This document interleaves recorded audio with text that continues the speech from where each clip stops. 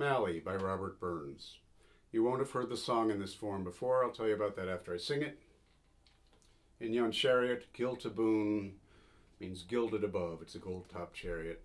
And frae is from wreck. So here we go.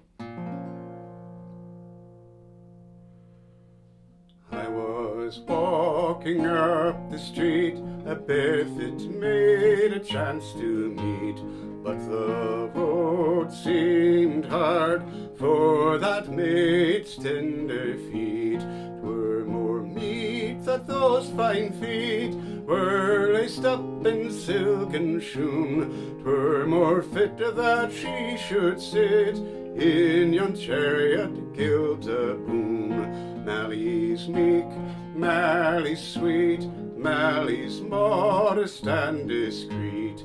Mally's rare, Mally's fair, Mally's every way complete. Her yellow hair beyond compare comes trinkling doon her swan-white neck. Her two eyes like stars in skies would keep a sinking ship frae wreck. So, that particular text was sent in 1788, August, to the Scots Musical Museum, to James Johnson. And it said, I'll tell you exactly what it said. So it's taken from David Cook's article, Unpublished Manuscripts of Burns, from Mr. H.A. Law's collection and the Burns Chronicle of 1926, which is online, page 63. He transcribes 3 pages of notes and lyrics sent to Mr. James Johnson, that was the publisher of the Scots Musical Museum, and graver Bell's Wind or Wind, W-Y-N-D, Edinburgh. If any of my Scots friends are listening, please tell me how to pronounce W-Y-N-D. I expect it's Wind. From Mauchline in August 1788. And Burns said, tune dash Deil flee o'er the water is subscribed with note, I send this tune along with the song. Davidson Cook notes that none of the printed version agrees with this manuscript. It wasn't published in Scots Musical Museum until 1803, number 597.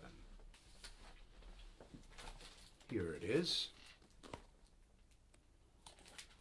And they seem to have taken a liberty, which they took the Mally's Meek and made it into a chorus and opened the song with it, and then they added a couple of words to phrase it because the A and B parts are different. So that goes, oh, Mally's meek, Mally's sweet.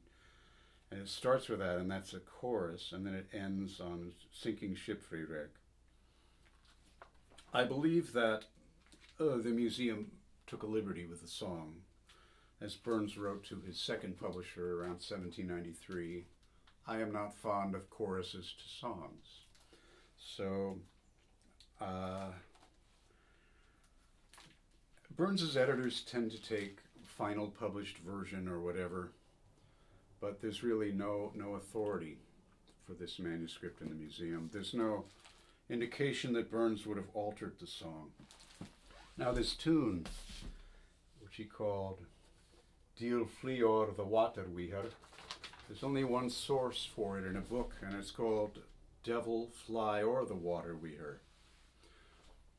And it's in a book by James Aird, Aird's Reels, of which there's only one known copy in the world, which is in the Mitchell Library in Glasgow.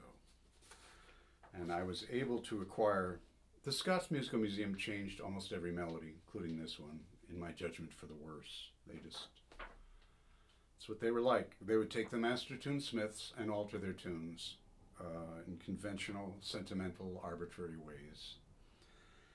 And I'm calling them out. So this says, Devil Fly O'er the Water We Hear, a strathspey, which means not a fast tune.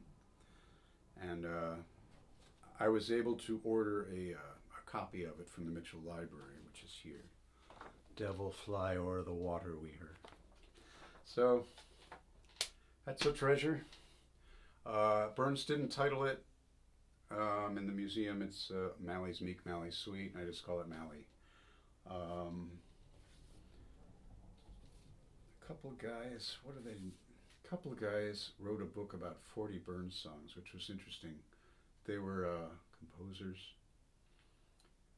and they really brought out the symbolic aspects. John Ashmead and John Davison, 1988's Songs of Robert Burns, Garland.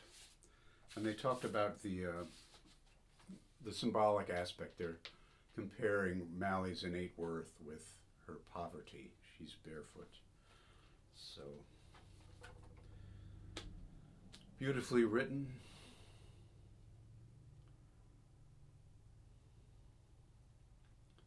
I hope you'll subscribe to my channel. I'm bringing you Burns songs in as close as I can get to his original intent.